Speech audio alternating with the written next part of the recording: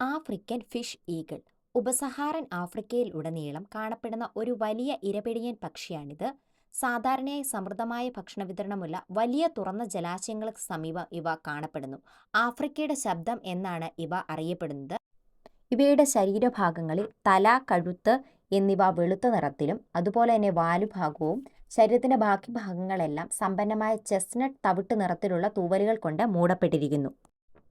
ഇവയുടെ ശക്തമായ കൊക്കുകളും നഖങ്ങളും ഉപയോഗിച്ച് ഇവയ്ക്ക് നന്നായി മത്സ്യത്തെ പിടിക്കുന്നതിനും കഴിക്കുന്നതിനും ഇവ സഹായിക്കുന്നു. മത്സ്യങ്ങളാണ് ഇവയുടെ പ്രാഥമിക ഭക്ഷണം. മുതിർന്നവയ്ക്ക് സാധാരണയായി 2 മുതൽ 3.6 കിലോഗ്രാം വരെ ഭാരമുണ്ട്. ചിറകുകളുടെ നീളം 2 മുതൽ 2.4 മീറ്റർ വരെയാണ്. പ്രായപൂർത്തിയാകാത്ത ആഫ്രിക്കൻ മത്സ്യക്കഴുകന്മാർ മുതിർന്നവരെ അപേക്ഷിച്ച് കൂടുതൽ നിശബ്ദമായ നിറങ്ങൾ കാണിക്കുന്നു. ഇവ വെള്ളത്തിനടുത്തുള്ള ഉയരമുള്ള മരങ്ങളിൽ വലിയ കൂടുകൾ നിർമ്മിക്കുന്നു. വിറകുകളും അതുപോലെ തന്നെ മറ്റു വസ്തുക്കളും ഉപയോഗിച്ചാണ്